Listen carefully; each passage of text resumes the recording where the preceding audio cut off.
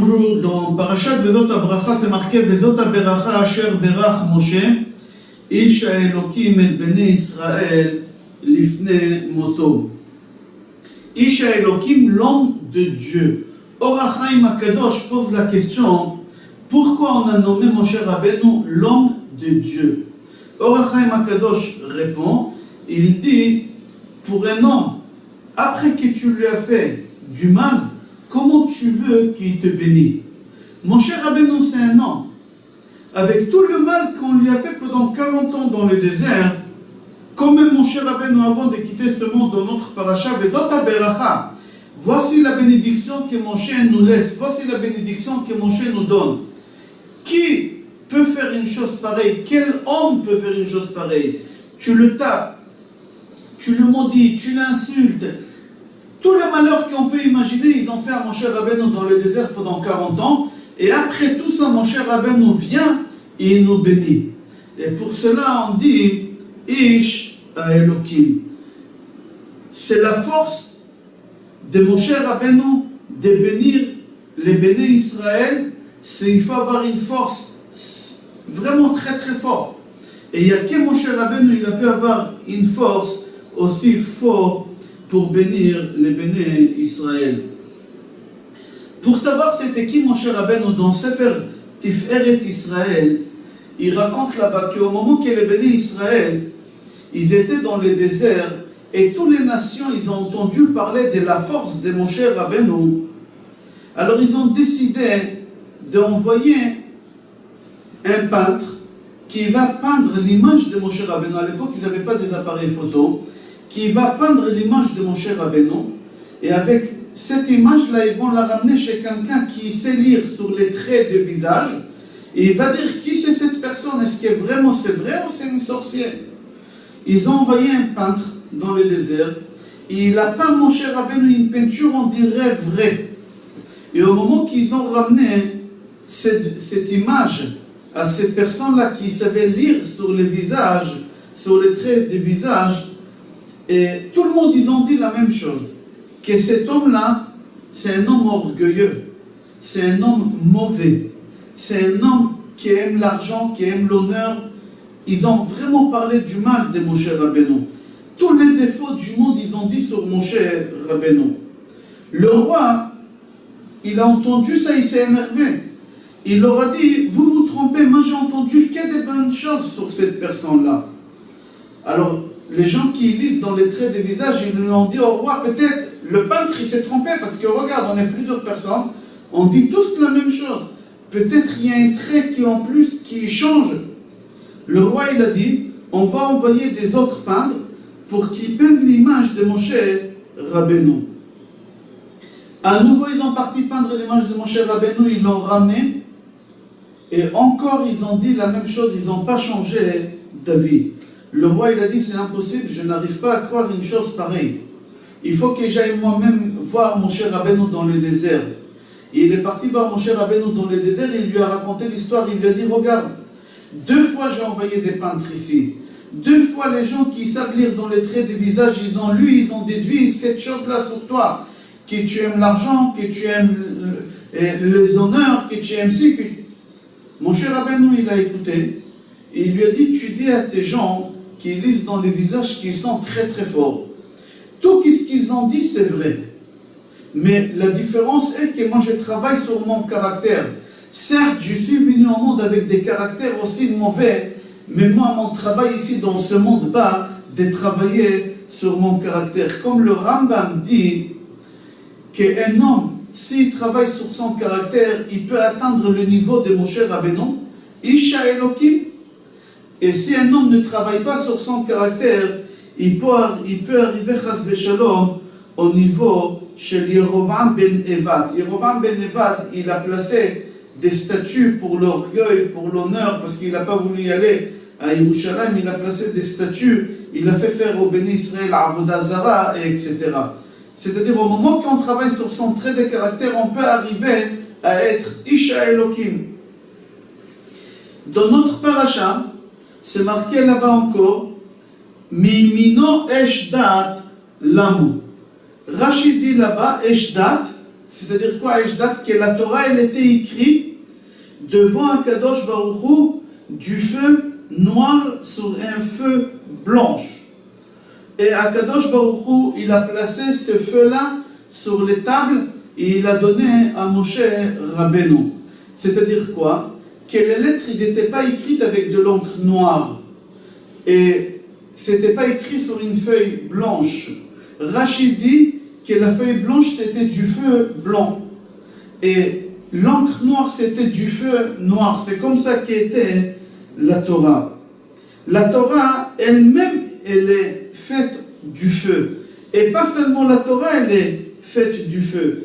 Toutes les choses qui étaient autour de la Torah qu'on a utilisées pour donner la Torah au Béni Israël, ils étaient faits du feu. Comme c'est marqué dans le Midrash Tanchuma, dans Parashat Yitro, Perek Tetzain, c'est marqué là-bas que là-bas le Midrash dit qu'Akadosh Baruch Hu, il a donné la Torah en feu, et tout ce qui était aussi était autour, il était fait du feu. Amar Rish Lakish, Torah shel esh, Orotea shel esh, Ktava shel esh, Chayata shel esh.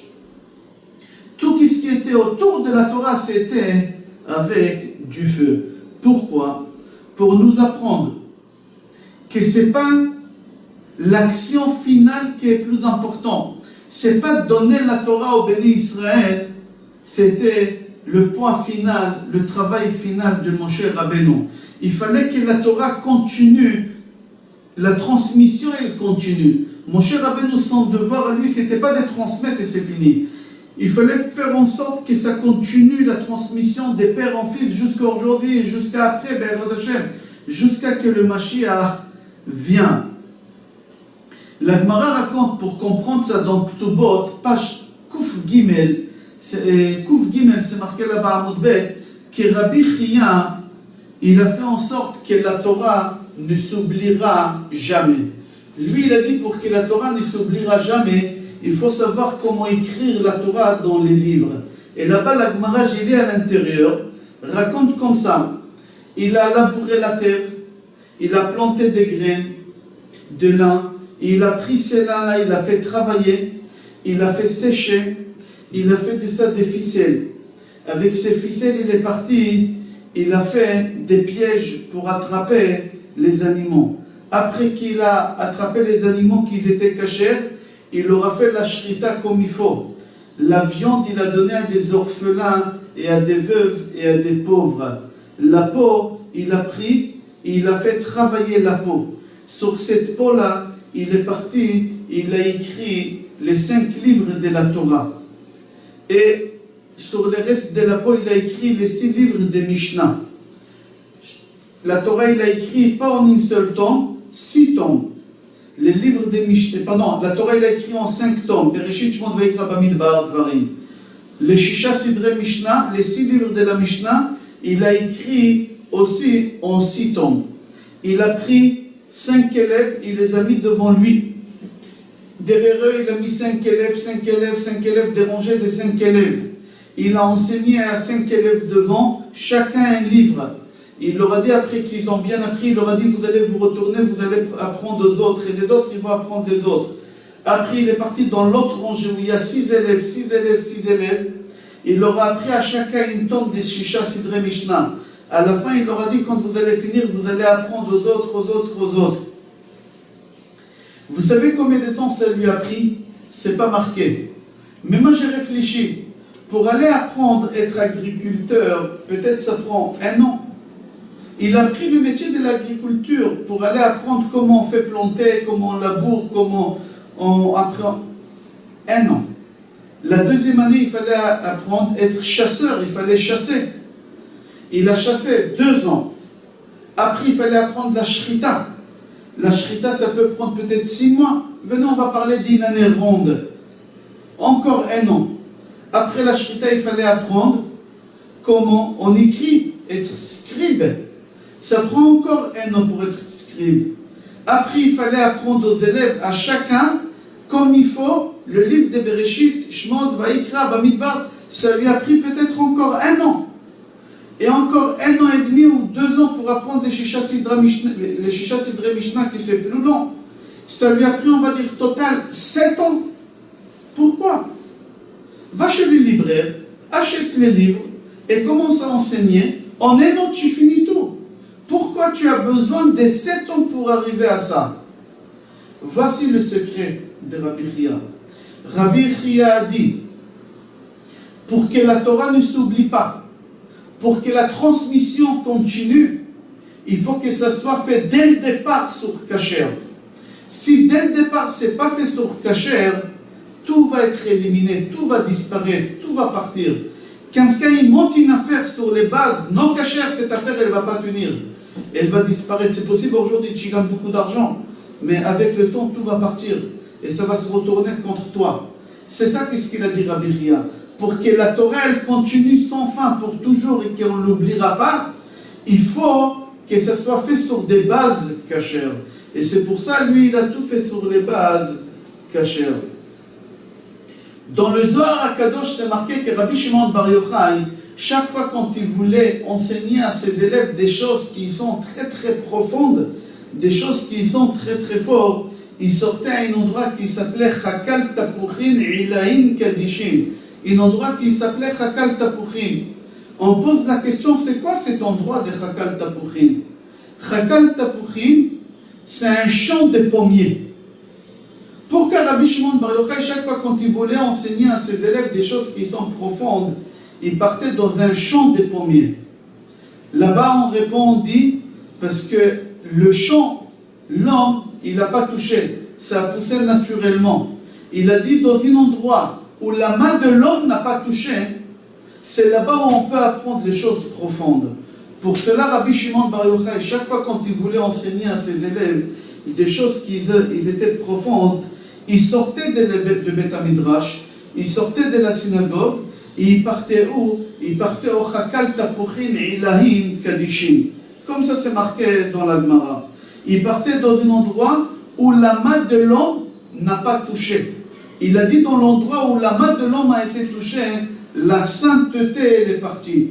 On va développer ça. C'est connu que les prophètes, jamais ils ont fait une prophétie à l'étranger, uniquement en Israël. On voit ça dans la paracha qu'on a lu, dans la haftara qu'on a lu il n'y a pas longtemps, il y a moins que 10 jours, dans la haftara de Mincha de Kippour concernant Yona. Akadosh Baruch Hu dit à Yona d'aller dans la île Ninvé pour dire aux gens de faire tchouva. Yona il ne veut pas, il se sauve. On peut se sauver d'Akadosh Baruch Hu? Oui, un prophète, oui. S'il quitte Israël, il n'y a pas de prophétie à l'étranger. Il n'y a pas de prophétie dehors d'Israël. Ça n'existe pas. La question qu'on se pose, on a vu quelques prophètes qui se sont, comme Yecheskel, ils ont eu de la prophétie à l'étranger, dehors d'Israël. Comment tu dis qu'il n'y a pas de prophétie dehors d'Israël? On répond, oui. Il y a la prophétie à l'étranger, mais à une seule condition. Si tu te trouves à côté d'une source d'eau, à côté d'une source d'eau, cette source-là, elle a été créée depuis la création du monde. La main de l'homme n'a pas touché cette source d'eau-là. À partir du moment que la main de l'homme n'a pas touché la source de l'eau, elle n'a pas abîmé. Alors il y a la prophétie. Il y a la prophétie, quelque chose que l'homme n'a pas touché, on peut avoir la prophétie. Il y a la continuité, il y a la force de la sainteté. C'est ça ce qu'il a fait Rabbi Chia. Rabbi Eliyahu Lopian dit au nom de Agaon Vilna, c'est lui qui a construit une synagogue vraiment dans la sainteté. C'est-à-dire quoi dans la sainteté? Même le marteau-piqueur qu'on a fait travailler dans la synagogue, tout, même les bois pour construire la synagogue, tout a été fait pour la synagogue, dans la cacheroute. Alors il a dit que la prière de là-bas, tout le temps, elle va monter directement au ciel. Aucune prière, elle va être refusée. Pourquoi? Parce que tout est pur. La sainteté, elle ne règne pas dans... l'impureté, elle ne règne pas dans cet endroit. Il n'y a que la sainteté. Rav Eliyahu Lopian, il rajoute, et il dit qu'à l'époque avant, c'était très courant qu'on voyait un dibouk. C'est quoi un dibouk? c'est la neshama de quelqu'un qui est mort, qui a quitté ce monde-ci, et elle est montée dans le monde futur. Et là-bas, la terre et la vomi, vatake haaretzotrem, la terre et la vomi, c'est-à-dire ni l'enfer ni le paradis, il peut rentrer.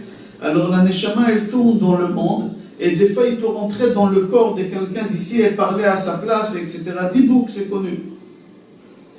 Rabbi Eliyahu Lopian, il dit qu'une fois, lui, il a vu que quelqu'un, il avait Dibouk, et pour calmer le Dibouk, on prenait un livre saint et on mettait sur la tête de malade et le Dibouk se calmait. Un jour, ils ont pris le livre des Zohar, ils ont mis sur la tête de cette personne qui était malade, qui avait le Dibouk, il ne s'est pas calmé. Il a continué à être excité. Après, ils ont pris notre livre des Zohar, ils l'ont mis, il s'est calmé. Et ils lui ont dit, pourquoi tout à l'heure tu t'es pas calmé et maintenant tu t'es calmé? Il leur a dit, l'éditeur qui a fait le Zohar, l'autre, le premier, il a fait pendant Shabbat. Il a fait, c'était pas kasher. Alors ça n'a pas joué sur moi. Il n'y a aucune influence sur moi. Mais le livre que vous avez mis maintenant sur moi, il a été fait dans la sainteté. C'est-à-dire, des fois, tu prends un livre de prière et tu pries dedans. Mais le problème, c'est que ce livre-là a des problèmes. Il a été volé, il a été emprunté d'un endroit sans autorisation, il a été imprimé pendant Shabbat, les feuilles ils étaient fabriquées pendant Shabbat. On ne va pas rentrer dans les détails dans toutes ces questions-là, comment ça doit se passer. Vous savez, pour construire un mikvé, il faut que le mikvé soit kasher. Les lois les plus difficiles qu'on a dans le judaïsme, c'est la loi de la construction des mikvés. Mais parmi les lois de la construction de mikvé, il ne faut pas que l'eau de mikvé arrive par la force des noms. Il faut que ça va arriver par la force de la nature. Pourquoi? Parce que l'eau de mikvé, ils doivent nous purifier. Et si l'eau est arrivée par la force de l'homme, alors il a rendu l'eau impure. Et l'eau, ils n'auront aucune influence sur nous. Comment ça va loin? Même l'eau de mikvé, ils peuvent jouer contre nous si l'homme il a ramené l'eau de mikvé jusqu'à nous. Il faut que l'homme de mikvé vienne par la nature, parce que la nature, l'homme il n'a pas touché. Pour cela, on comprend aussi pourquoi Abraham Avinu il a planté sa tente dans les déserts. Pourquoi Abraham il est parti dans le désert où il n'y a personne? Mets-toi au centre-ville, là-bas tu auras beaucoup plus de clients pour faire tchouva, pour faire convertir, etc. Abraham Avinu il a dit, je vais aller dans un endroit où la main de l'homme n'a pas touché. Comme ça, au moment que je vais parler de la Torah avec les gens, ça va pénétrer en eux très très fort. La spiritualité, la sainteté, elle va rentrer beaucoup plus vite là-bas où l'homme n'a pas touché la nature. Dans la paracha, on voit aussi, c'est marqué dans Perek Lamed Gimel Pasuk Bet, Hashem misinaï ba, vezarach miseir lamo, ofia me'ar paran. Rashi il dit, vezarach miseir lamo, qu'Akadosh Baruch Hu il est parti chez Seir. Qui c'est Seir? Il est parti chez Béné Ishmaël, il est parti chez Edom, et il leur a dit, est-ce que vous voulez la Torah? Ils lui ont dit non. Après, Ophia Me'ar Paran, il est parti chez Ishmaël. Il leur a dit, vous voulez la Torah? Ils ont dit non.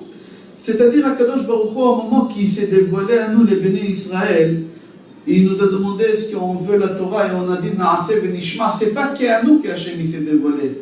Akadosh Baruch Hu, il s'est dévoilé aussi à des autres nations. Seulement, toutes les autres nations, ils ont dit à Akadosh Baruch Hu non. Akadosh Baruch Hu, d'abord, il est parti chez Esav. Il leur a dit, vous voulez la Torah? Esav, ils lui ont dit, Ma katuvba. Qu'est-ce qui est marqué dans la Torah? Akadosh Baruch Hu, il leur a dit, c'est marqué là-bas, Lo tirtzach. Ils ont dit à Akadosh Baruch Hu, Ribono shel olam, le maître du monde. Nous, on ne peut pas ne pas tuer. Notre grand-père, notre aïeul, il a fait que ça. Nous, on ne peut pas sans ça. Il est parti chez Bnei Ammon ou Moab. Il leur a dit, vous voulez la Torah? Ils lui ont dit, Ma katuvba. Qu'est-ce qui est marqué là-bas? Il leur a dit Lotinaf. Ils lui ont dit nous on ne peut pas sans ça. Puisque notre aïeul, il a fait ça avec ses filles, Lot, il était avec ses deux filles. Et nous on est venus, Ammon et Moab, on est venus de ça, nous on ne peut pas sans ça.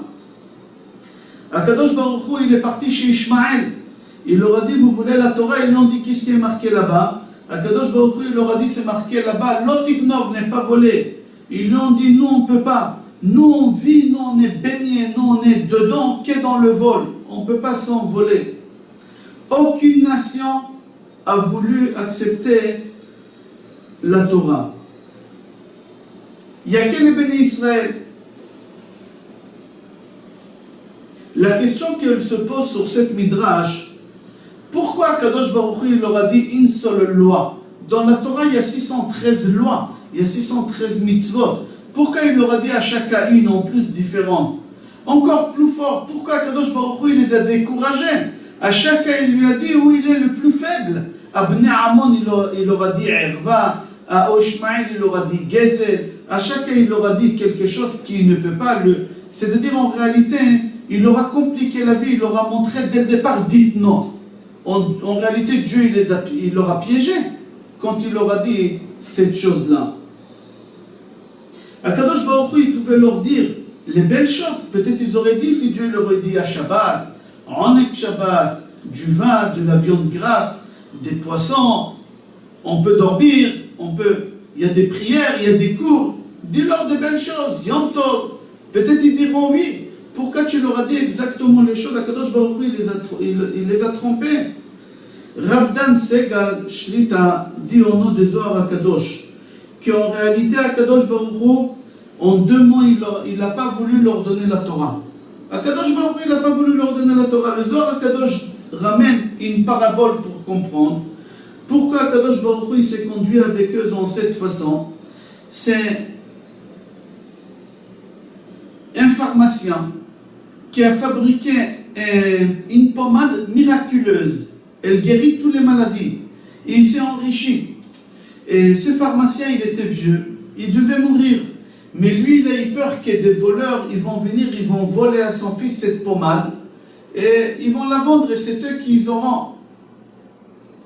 Qu'est-ce qu'il a fait, ce pharmacien? Il a pris une pommade qu'elle sentait très très mauvais.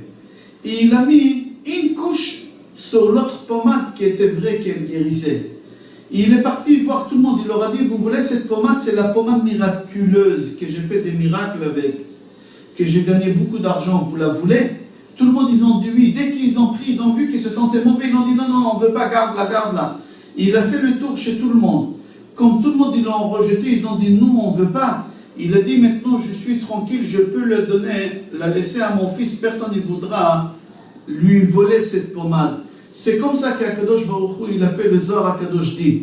Si Akadosh Baruch Hu nous aurait donné la Torah sans la faire sentir aux Goïm, les Goïm, c'est des brigands. Ils seraient venus nous voler la Torah. À la fin, on n'aurait pas eu la Torah. Akadosh Baruch Hu, il est parti, il leur a montré les choses les plus compliquées, les plus difficiles qu'il y a dans la Torah. Et il leur a dit, voilà la Torah qu'il y a. Est-ce que vous la voulez? Il ne faut pas voler, il ne faut pas faire ci, il ne faut pas faire ça. Alors ils ont dit à Akadosh Baruch Hu, non, nous on ne veut pas toutes ces choses-là. Le Zohar Akadosh, il explique comme ça. Il y a une deuxième réponse. En réalité, Akadosh Baruch Hu, il n'aura pas menti. Akadosh Baruch Hu, il était honnête avec eux. Akadosh Baruch Hu, il leur a montré toute la difficulté qu'il y a dans la Torah. Akadosh Baruch Hu, dès le départ, il voulait leur dire, voilà, vous voulez la Torah? Voilà qu'est-ce qui vous attend, ça et ça. Les bonnes choses que vous allez les découvrir après, c'est un plus, c'est en plus. Mais ce n'est pas ça qui vous intéresse aujourd'hui. Qu'est-ce qui vous intéresse? C'est la complication. Voici la complication. Et là, Kadosh Baruch Hu leur a montré la complication tout de suite. Ils ont dit non. On va revenir au début du cours qu'on a parlé. Mimino eshdatlamu. La Torah, on l'appelle feu. Il y a une Gemara dans Betsa, page Chafhei Amud Bet. Là-bas, c'est rapporté une braïta que les élèves de Rabbi Ishmael, ils ont enseigné sur ce pasuk. Amar Akadosh Baruch Hu. Akadosh Baruch Hu, il a dit, Re'uin bnei Israël shetinaten lahem dat esh. Akadosh Baruch Hu, il a dit que les béné Israël méritent d'avoir la Torah du feu. Pourquoi? Rashi dit, parce que les béné Israël, ils sont forts comme le feu. Ils sont forts comme le feu. Rabbi Shimon ben Lakish dit, il y a 3 personnes qui sont fortes dans ce monde. Dans les nations, c'est les béné Israël. Dans les animaux, c'est le chien. Et dans les volatiles, c'est le coq. La question qu'on se pose, comment ça se fait qu'ils nous ont comparés aux chiens? Il y a 3 personnes qui sont fortes. Dans les nations, c'est Israël. Dans les animaux, c'est des chiens. Ils nous comparaient pour des chiens. Ça, c'est une question. Deuxième question, mais il y a plus fort que le chien. Il y a le lion. Il est plus fort. Pourquoi la Torah, la Gemara, elle a utilisé le chien? En réalité, on dit que le lion, c'est vrai, certes, il est fort. Parce que son corps, il est fort. Parce qu'il a la force dans son corps. Mais lui, le lion, jamais il va aller attaquer des animaux qui sont plus forts que lui. Parce qu'il sait qu'il va perdre. Mais il faut savoir que le chien, lui, il va attaquer des animaux plus forts que lui. Je donne un exemple. Un chien, quand il va voir que son maître, il s'est fait agresser par un lion, le chien, il va y aller, même se faire tuer par le lion pour sauver son maître. C'est ça la force qu'on dit que le chien a. Le chien, il est plus fort que le lion. Le lion, il n'ira pas agresser un éléphant. Pourquoi? Parce qu'il sait que l'éléphant, il est plus fort que lui. Il va le tuer. Mais un chien, s'il va voir qu'un éléphant, il attaque son maître, il ira attaquer, même s'il sait qu'il va perdre. Mais c'est ça la force. On ne parle pas de la force physique. On parle de cette force-là que le chien est capable de faire. Et les Juifs, ils sont capables de faire cette chose-là.